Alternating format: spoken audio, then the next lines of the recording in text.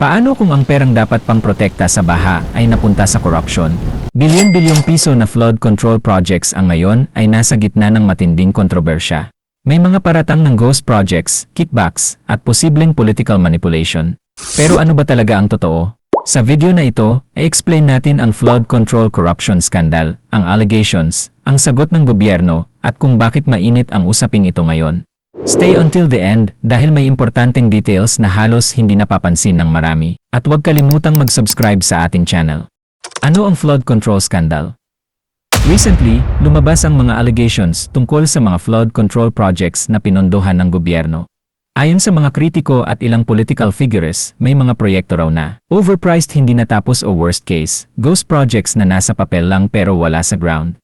Isa sa pinaka-controversial na claim ay ang sinasabing hanggang 56 na bilyong piso na kickbacks na umano'y konektado sa mga flood control funds. Pero tandaan natin, ito ay allegations pa lamang at hindi pa legally proven.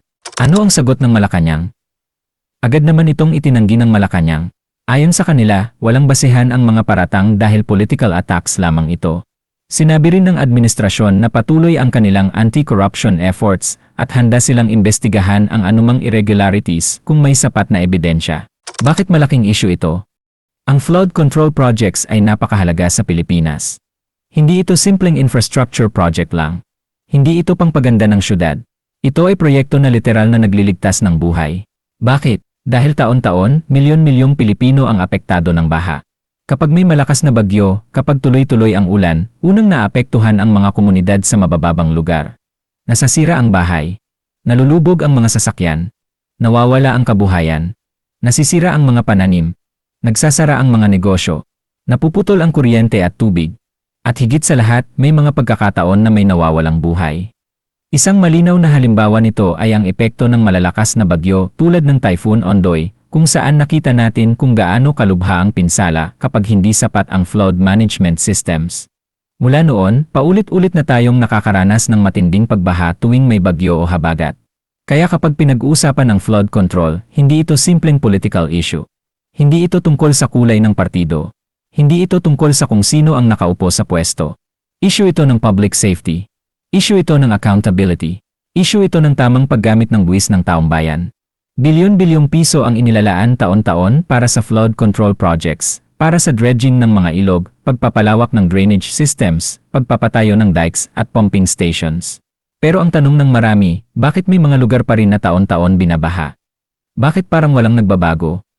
Maraming netizens at analysts ang nagtatanong, saan napunta ang pera? Natapos ba ang mga proyekto? Naipatupad ba ng maayos? May quality control ba? O may bahagi bang napunta sa bulsa ng ilan? Kapag may corruption sa flood control projects, ang epekto nito ay hindi lang delay sa construction. Ang epekto nito ay mas mataas na tubig sa kalsada. Mas maraming bahay ang lulubog. Mas maraming pamilya ang lilikas. Mas maraming batang hindi makakapasok sa paaralan. Mas maraming manggagawa ang hindi makakapasok sa trabaho. Sa madaling salita, ang corruption sa flood control ay direktang banta sa kaligtasan at kabuhayan ng mamamayan. At habang patuloy ang climate change at mas lumalakas ang mga bagyo, mas lalong nagiging kritikal ang maayos at tapat na pagpapatupad ng mga proyektong ito. Hindi sapat ang maglaan lang ng budget. Kailangan may transparency. Kailangan may monitoring. Kailangan may pananagutan. Dahil sa huli, ang pondo para sa flood control ay hindi pera ng politiko. Hindi ito personal na pondo ng kahit sinong opisyal. Ito ay pera ng taong bayan. At kung ito ay mananakaw o masasayang, ang kapalit ay hindi lang numero sa papel. Ang kapalit nito ay baha sa bahay ng ordinaryong Pilipino. Kaya mahalagang patuloy tayong magtanong. Patuloy tayong maningil ng transparency. At patuloy nating igiit na ang flood control projects ay dapat para sa proteksyon ng tao, hindi para sa proteksyon ng interes ng ilan. Public reaction at political impact. Dahil dito, nagkaroon ng malakas na debate online at sa political circles. May mga naniniwala na dapat magkaroon ng mas malalim na investigasyon. Mayroon ding nagsasabing ginagamit lang ito bilang political strategy laban sa administrasyon. Ibig sabihin, hati ang opinyon ng publiko. Hindi lang ito tungkol sa isang issue. Mas malaking tanong ito tungkol sa transparency, accountability, at kung paano ginagamit ang public funds sa Pilipinas. Hanggang ngayon, wala pang final legal ruling na nagpapatunay sa mga allegations. Kaya mahalagang maging critical tayo, pero fair at factual. Ano ang tingin niyo? Real corruption scandal ba ito o political drama lang? Comment your thoughts below, pero siguraduhing respectful tayo sa discussion. Kung gusto ninyo ng mas malalim na analysis tungkol sa Philippine politics, subscribe and hit the notification bell. Maraming salamat sa panonood.